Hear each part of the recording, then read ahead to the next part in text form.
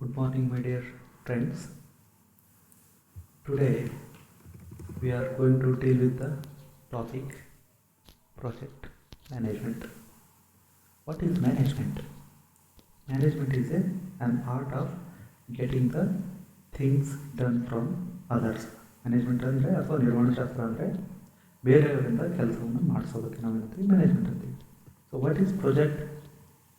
Project is a piece of work which is bound by its own timeline and its own limited resources. That is called as a project. So why should we study this project management as a subject? What is the reason behind studying the project management? To understand this, we have to study the importance of project management. In order to understand the reason behind studying this subject, that is project management, we have to understand what are the importances of project management. ಅದರಲ್ಲಿ first point ಬಂದ್ಬಿಟ್ಟು strategic alignment. Okay, what is strategic alignment? Strategic alignment, it is a plan of action to achieve a long term goal with tactics. Strategy and strategy is a plan of action to achieve a long-term goal with tactics. That means, in order to achieve any kind of goal, we have to use the strategies to avoid any kind of risks, or in order to overtake any kind of risks, we use the tactics. Okay, so ಅದಕ್ಕೋಸ್ಕರ ಏನು ಮಾಡ್ತೀವಿ ನಾವು? We use the strategies.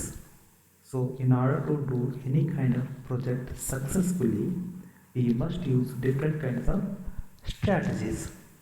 Okay, so strategic alignment helps in calculation of ROI. What is ROI?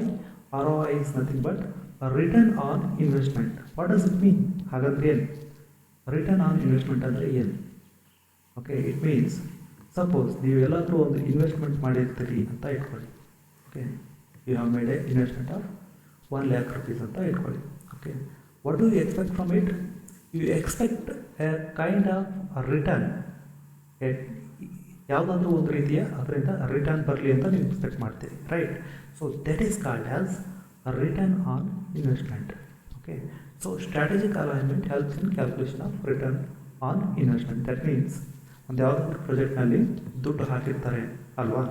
So ಅದರಿಂದ ಎಷ್ಟು return ನಮಗೆ ಬರುತ್ತೆ, ಯಾವಾಗ return ಬರುತ್ತೆ, ಎಷ್ಟು ಮಟ್ಟದಲ್ಲಿ ಬರುತ್ತೆ, ಅಥವಾ ರಿಟರ್ನ್ ಬರುತ್ತೋ ಇಲ್ವೋ, ಅಥವಾ ಆ ರಿಟರ್ನ್ ಬರೋದಕ್ಕೆ ಎಷ್ಟು ಟೈಮ್ ಬೇಕು ಅಂತ ಎಲ್ಲವನ್ನು ಕ್ಯಾಲ್ಕುಲೇಟ್ ಮಾಡಬೇಕು ಅಂದರೆ we must have the strategic alignment.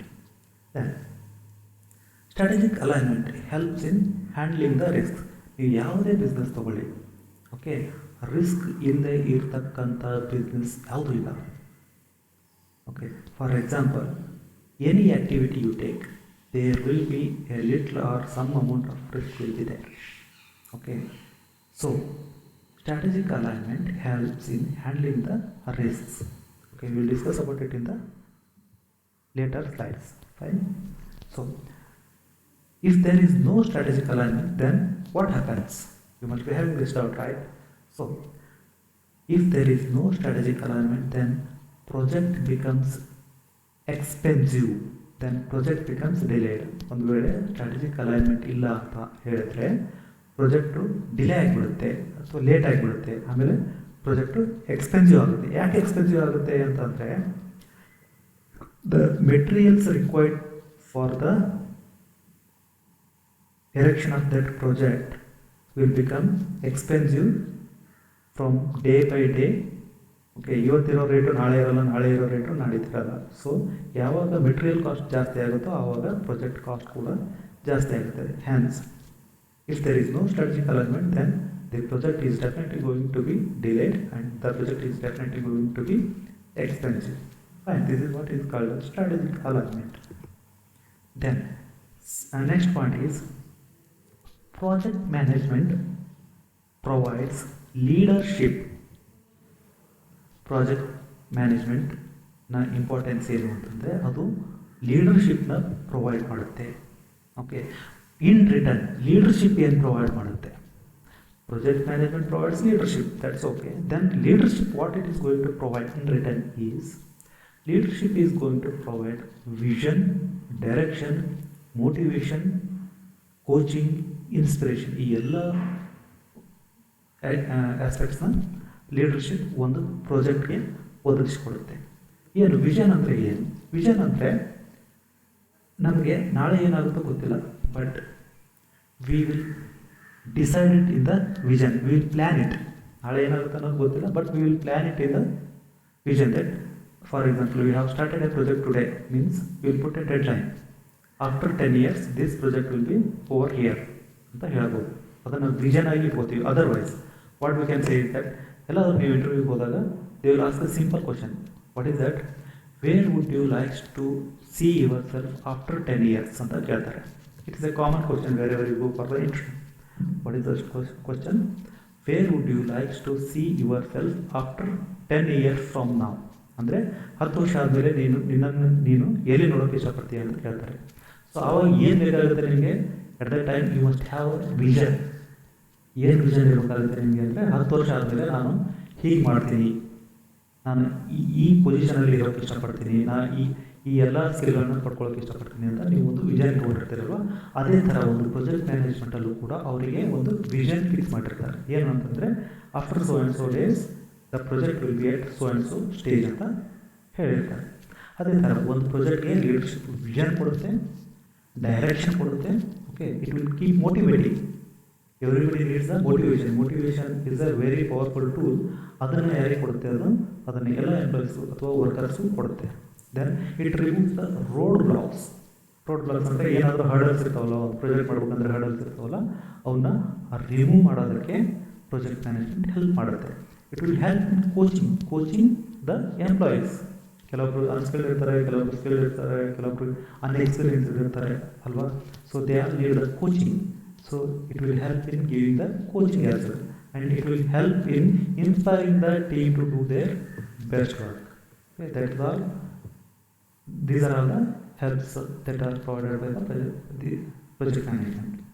Then coming to next one, that is importance of project management. Next time barutte andre clear objectives. Project management provides a clear objective for the workers. ಏನು ಮಾಡುತ್ತೆ? Clear objective ಯಾವ ಥರ ಕೊಡುತ್ತೆ ಅಂತಂದರೆ, project ಮ್ಯಾನೇಜ್ಮೆಂಟಲ್ಲಿ ಅವರು ಒಂದು project ಇರುತ್ತೆ ಅಲ್ವಾ, project will be a big one. So ಆ ದೊಡ್ಡ ಪ್ರಾಜೆಕ್ಟನ್ನು ಬ್ರೇಕ್ ಮಾಡ್ತಾರೆ, ಸ್ಮಾಲ್ ಟಾಸ್ಕ್ ಆಗಿ ಅದನ್ನು ಬ್ರೇಕ್ ಮಾಡ್ತಾರೆ. ದೆನ್ ಆ ಸ್ಮಾಲ್ ಟಾಸ್ಕನ್ನು ಅವರು ಸ್ಮಾಲ್ ಅಸೈನ್ಮೆಂಟ್ ಆಗಿ ಬ್ರೇಕ್ ಮಾಡ್ತಾರೆ. ಬ್ರೇಕ್ ಮಾಡಿಬಿಟ್ಟು ಆ ಸ್ಮಾಲ್ ಅಸೈನ್ಮೆಂಟ್ಸನ್ನು ಎಲ್ಲ ವರ್ಕರ್ಸ್ಗಳಿಗೂ ಹಂಚ್ತಾರೆ, based on their ability, based on their capacity, based on their qualification etcetera. They will distribute the work. ಹೀಗೆ ಮಾಡೋದ್ರಿಂದ ಏನಾಗುತ್ತೆ? They will make everyone understand the objectives of the project. ಹೀಗೆ ಮಾಡೋದ್ರಿಂದ ಅವರು ಈ ಪ್ರಾಜೆಕ್ಟ್ನ ಆಬ್ಜೆಕ್ಟಿವ್ಸ್ ಏನಂತ ಹೇಳಿಬಿಟ್ಟು ಎಲ್ಲ ವರ್ಕರ್ಸ್ಗೂ ತಲುಪಿಸ್ತಾರೆ. Okay, next one is realistic project planning. Project management helps in making a project realistic. Realistic ಅಂತಂದರೆ ಅಚೀವ್ ಮಾಡೋಕ್ಕೆ ಆಗುವಂಥದ್ದು, ಅದಕ್ಕೆ ಏನಂತೀವಿ? We call it as realistic. Okay, ಅದರಲ್ಲಿ first one is what can be delivered, by when and for how much. It helps in deciding what can be delivered ಅಂದರೆ ಏನನ್ನು ನಾವು delivery ಮಾಡೋಕ್ಕಾಗುತ್ತೆ. ಓಕೆ, ಬೈ ವೆನ್ ಅಂದರೆ ಯಾವ ಟೈಮಲ್ಲಿ ನಾವು ಇದನ್ನು ಡೆಲಿವರಿ ಮಾಡಬೇಕು. ಆಮೇಲೆ ಫಾರ್ ಹೌ ಮಚ್, ಯಾವಾಗ ಎಷ್ಟು ಪ್ರೈಸ್ಗೆ ನಾವು ಇದನ್ನು ಡೆಲಿವರಿ ಮಾಡಬೇಕು ಅನ್ನೋದನ್ನು ಡಿಸೈಡ್ ಮಾಡಲಾಗಿರುತ್ತೆ. And it is time bound ಅಂದರೆ ಒಂದು ಪ್ರಾಜೆಕ್ಟು ಯಾವಾಗಲೂ ಟೈಮ್ ಬೌಂಡ್ ಅಂದರೆ ಈ ಪೀರಿಯಡ್ನಲ್ಲಿ ಮುಗಿಬೇಕು ಅಂತ ಇರುತ್ತೆ. So realistic project planning will help in deciding the time boundaries. It will fix the time deadlines. Okay, it will fix the time deadlines, which will in turn help in finishing the project on time. ಒಂದು ವೇಳೆ realistic project planning ಇರದೇ ಹೋದರೆ ಏನಾಗುತ್ತೆ? ಇರದೇ ಹೋದರೆ projects will be delayed and over budget. ನಾನು ಮುಂಚೆ ಹೇಳಿದಂಗೆ ಪ್ರಾಜೆಕ್ಟ್ಸ್ ಏನಾಗುತ್ತೆ? ಡಿಲೇ ಆಗುತ್ತೆ, ಮತ್ತು ಆ ಬಜೆಟ್ ಏನು ಅಲೋಕೇಟ್ ಮಾಡಿರ್ತಾರಲ್ಲ ಆ ಪ್ರಾಜೆಕ್ಟ್ಗೆ, ದಟ್ ವಿಲ್ ಬಿಕಮ್ ಮೋರ್, ಇನ್ನೂ ಜಾಸ್ತಿ ಬಜೆಟನ್ನು ನಾವು ಎಕ್ಸ್ಪೆಕ್ಟ್ ಮಾಡ್ತಾರೆ. ಸೊ ಅದಕ್ಕೋಸ್ಕರ realistic project planning ಇರದೆ ಹೋದರೆ the project will be delayed and over project will happen. So next importance of project management is quality control. What do you mean by quality and what do you mean by control? Control ಅಂದ್ರೆ ಗೊತ್ತಿದೆ, control ಮಾಡೋದು. So ಏನು control ಮಾಡೋದು ಅಂದರೆ ಕ್ವಾಲಿಟಿನ control ಮಾಡಬೇಕು. That means maintain a consistency in quality. For example, if you provide a good quality product to customers, then those customers will become loyal for your product and they will keep on buying your product. Then what happens? Your sales growth will jump like anything. For that reason, they have to maintain consistency in quality. Otherwise, what happens? Otherwise, you cannot develop a good mindset in the minds of the customer. Then you will lose your customers. Hence, project management helps in maintaining a consistency in quality. Consistency ಬರೀ quality ಇದ್ರೆ ಸಾಲಲ್ಲ, ಆ quality ಅನ್ನೋದು consistent ಆಗಿರ್ಬೇಕು, ಅಂದರೆ repetitive ಆಗಿ ಯಾವಾಗಲೂ regular ಆಗಿ ಸಿಗ್ತಾ ಇರಬೇಕು. So that is called consistency in quality. Otherwise what happens? Otherwise project will be a failure. Otherwise what happens? People expect a good quality and if there is no quality then they will not come for that project or they refuse the project. For that reason quality control is very very important. The next one is risk management. ನಾನು ಮುಂಚೆ ಹೇಳಿದಲ್ಲ risk management ನಾವು discuss ಮಾಡೋಣ ಅಂತ. Let's discuss what is the risk. So let me tell you one thing. There is a formula that is nothing but a risk is directly proportional to profit. ಅಂದರೆ risk profit ಜೊತೆ direct ಆಗಿ proportion ಆಗಿದೆ. ಅದರ ಅರ್ಥ ಏನು ಅಂದರೆ risk ಜಾಸ್ತಿ ಆದರೆ ಪ್ರಾಫಿಟ್ ಜಾಸ್ತಿ ಆಗುತ್ತೆ, ರಿಸ್ಕ್ ಕಮ್ಮಿ ಆದರೆ ಪ್ರಾಫಿಟ್ ಕೂಡ ಕಮ್ಮಿ ಆಗುತ್ತೆ. Okay, that means if there is a huge risk in any project, it means it will lead to a huge profit. The chances are more. It means that the chances of making the profit when there is a risk are more. Okay, if there is no risk, no profit, like that. That is a simple formula. Fine. So what is risk? Risk ಅಲ್ಲಿ ಏನು ಮಾಡ್ತಾರೆ ಅಂದರೆ they will analyze all potential risk to the project. Risk management ಅಲ್ಲಿ ಏನು ಮಾಡ್ತಾರೆ? They will analyze all potential risks to the project. What do you mean by potential risks? You know what is risk, right? What is potential risk? Potential risk ಅಂದರೆ ಮುಂದೆ ಬರಬಹುದಾದಂತಹ ರಿಸ್ಕನ್ನು ಈಗಲೇ calculate ಮಾಡೋದಕ್ಕೆ V call it as potential risk. ಅದು ಬರಬಹುದು, ಬರದೇ ಇರ್ಬೋದು, but ಬರೋ chance ಜಾಸ್ತಿ ಇರುತ್ತೆ. Fine.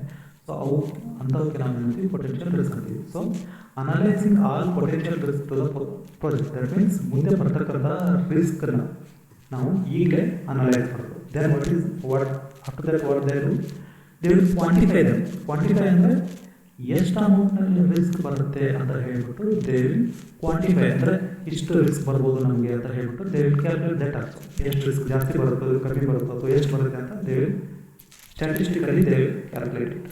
Then after that what they will do, risk management ಅವ್ರಿಗೆ ಏನು ಮಾಡ್ತಾರೆ next, then they will develop a mitigation plan against them. ಅವ್ರು ಏನು ಮಾಡ್ತಾರೆ? ಪ್ಲ್ಯಾನ್ ಮಾಡ್ತಾರೆ ಆ ರಿಸ್ಕನ್ನು ಹೇಗೆ ರೆಡ್ಯೂಸ್ ಮಾಡಬೇಕು ಅಥವಾ ಹೇಗೆ ಅವಾಯ್ಡ್ ಮಾಡಬೇಕು ಅಥವಾ ಆ ರಿಸ್ಕನ್ನು ಹೇಗೆ ಓವರ್ಕಮ್ ಮಾಡಬೇಕು ಅಂತ ಹೇಳ್ಬಿಟ್ಟು they will make a plan in advance.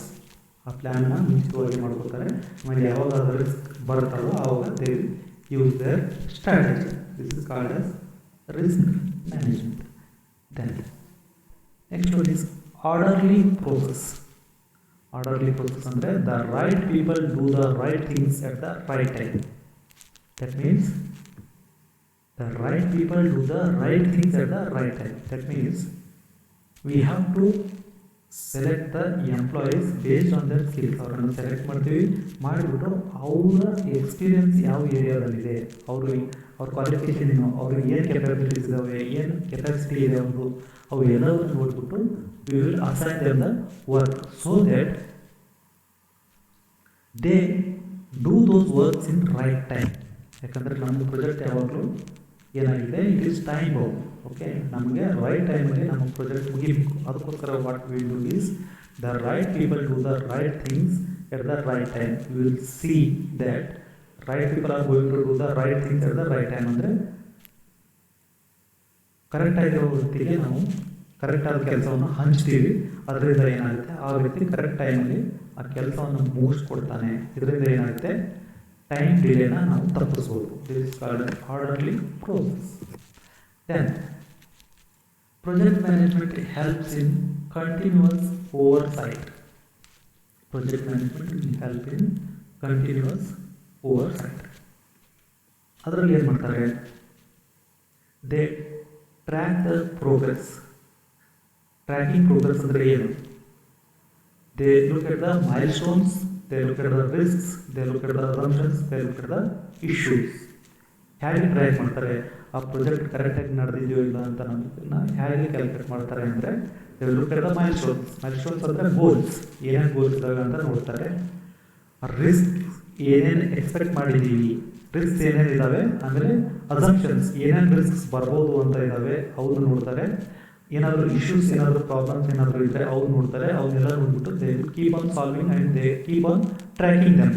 ಇವೆಲ್ಲವನ್ನು ಟ್ರ್ಯಾಕ್ ಮಾಡೋದ್ರಿಂದ ಏನಾಗುತ್ತೆ, it helps in best supervision of the project.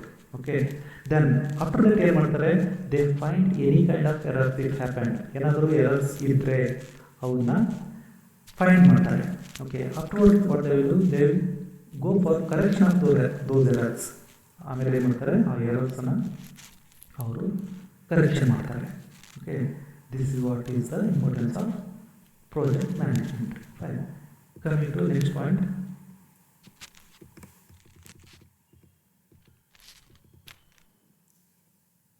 Continue. ಅದಾದಮೇಲೆ ಸಬ್ಜೆಕ್ಟ್ ಮ್ಯಾಟರ್ ಎಕ್ಸ್ಪರ್ಟೈಸ್ ಅಂತ ಹೇಳ್ತೀವಿ. ಏನು ಸಬ್ಜೆಕ್ಟ್ ಮ್ಯಾಟರ್ ಎಕ್ಸ್ಪರ್ಟೈಸ್ ಅಂತಂದರೆ, ಪ್ರತಿಯೊಬ್ಬ ವ್ಯಕ್ತಿಯು, ಮುಂಚೆ ನಾವು ಡಾಕ್ಟರ್ಸ್ಗಳನ್ನ ನೋಡ್ತಾ ಇದ್ವಿ, ಎಲ್ಲರೂ ಡಾಕ್ಟರ್ಸ್ಗಳು ಇರ್ತಾ ಇದ್ರು, but there were no specialists. ಬಟ್ ಇವಾಗ ಹೇಗಾಗಿದ್ದಾರೆ ಅಂತಂದರೆ, ಪ್ರತಿಯೊಂದಕ್ಕೂ ಒಬ್ಬೊಬ್ಬ ಸ್ಪೆಷಲಿಸ್ಟ್ ಡಾಕ್ಟರ್ನ ನೋಡ್ತೀವಿ. ಯಾಕೆ ಅಂತಂದರೆ, ರಿಸರ್ಚ್ ಎಷ್ಟು ಮುಂದುವರೆದಿದೆ ಅಂತಂದರೆ, ಪ್ರತಿಯೊಂದು ಫೀಲ್ಡಲ್ಲಿ we expect expertise to achieve the best success. Okay, for that reason ಈ ಒಂದು ಪ್ರಾಜೆಕ್ಟ್ನಲ್ಲೂ ಆಗಿದೆ. We go for the best subject matter expertise ಅಂದರೆ, ಒಂದು ಪ್ರಾಜೆಕ್ಟನ್ನು ಒಬ್ಬ ತುಂಬಾ ಎಕ್ಸ್ಪರ್ಟ್ ಆಗಿರೋ ವ್ಯಕ್ತಿಗೆ ನಾವು ವಹಿಸಿಕೊಡ್ತೀವಿ. ಅದರಿಂದ ಏನಾಗುತ್ತೆ, that person is expertised in that field and he knows what to do, when to do, how to do and what not to do. ಅವನಿಗೆ ಎಲ್ಲನೂ ಗೊತ್ತಿರುತ್ತೆ. ಅದರಿಂದ ಏನಾಗುತ್ತೆ, it helps in giving the best results, best ಔಟ್ಕಮ್ಸನ್ನು ಕೊಡೋದಕ್ಕೆ help ಆಗುತ್ತೆ. ಅದಕ್ಕೋಸ್ಕರ ಏನು ಮಾಡ್ತೀವಿ, that is the importance of subject matter expertise. ಅದನ್ನು ಯಾರಿಗೆ ಎಕ್ಸ್ಪರ್ಟೈಸ್ ಇರುತ್ತಲ್ಲ ಅವರಿಗೆ ಮಾತ್ರ ನಾವು ಏನು ಮಾಡ್ತೀವಿ, ಈ ಪ್ರಾಜೆಕ್ಟ್ನ ಒಪ್ಪಿಸ್ತೀವಿ. Then coming to the last point, that is managing and learning from success and failure. What will do, managing and learning from success and failure. Next, what we have to do is that we have to learn from our failures and success both. ನಮಗೆ success ಸಿಕ್ಕ ತಕ್ಷಣ ನಾವು ಖುಷಿಯಾಗೋದು, fail ಆದ ತಕ್ಷಣ ನಾವು ದುಃಖ ಪಡೋದು, ಆ ಥರ ಆಗಬಾರ್ದು. ಯಾವಾಗಲೂ ನಾವು ಸಕ್ಸಸ್ ಆದರೆ ಅದನ್ನು ಅಕ್ಸೆಪ್ಟ್ ಮಾಡಬೇಕು, ಫೇಲ್ಯೂರ್ ಆದರೂ ಕೂಡ ಅದನ್ನು ಅಕ್ಸೆಪ್ಟ್ ಮಾಡಬೇಕು. ಮಾಡಿಬಿಟ್ಟು ಅದಕ್ಕೆ ನಾವು ಯಾವ ಥರ ಫೇಲ್ಯೂರ್ನ ಸಕ್ಸಸ್ಸನ್ನಾಗಿ ಕನ್ವರ್ಟ್ ಮಾಡಬೇಕು ಅಂತ ಹೇಳ್ಬಿಟ್ಟು ನಾವು ಪ್ಲ್ಯಾನ್ ಮಾಡಬೇಕು. ಅದರ ಥರ ನಾವು ವರ್ಕ್ ಮಾಡಬೇಕು. Right.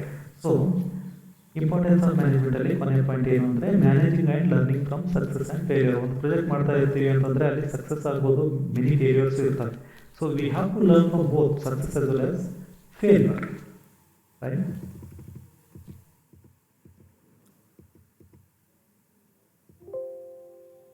So let me give you the assignment for today. Over here you can find the link wherein you just click this link or you browse it in the Google, then you will find the applications of project management in real world. Please go through this link and there you will find the ಎಲ್ಲೆಲ್ಲಿ ನಾವು project ಮ್ಯಾನೇಜ್ಮೆಂಟ್ನ application ತುಂಬ ಚೆನ್ನಾಗಿ ಮಾಡಿದ್ದಾರೆ ಅಂತ ನಿಮಗೆ link ಸಿಗುತ್ತೆ. ಅದರಲ್ಲಿ ಯಾವ್ಯಾವ ಆರ್ಗನೈಸೇಷನ್ ಇದೆ ಅಂದರೆ, American Airlines, the Royal Bank of Scotland, sensing learning, Excellus, Blue Cross Blue Shield ಮತ್ತು ಫ್ಲೋಸರ್ ಅಂತ ಕೆಲವೊಂದು ಕಂಪ್ನೀಸ್ ಇದ್ದಾವೆ.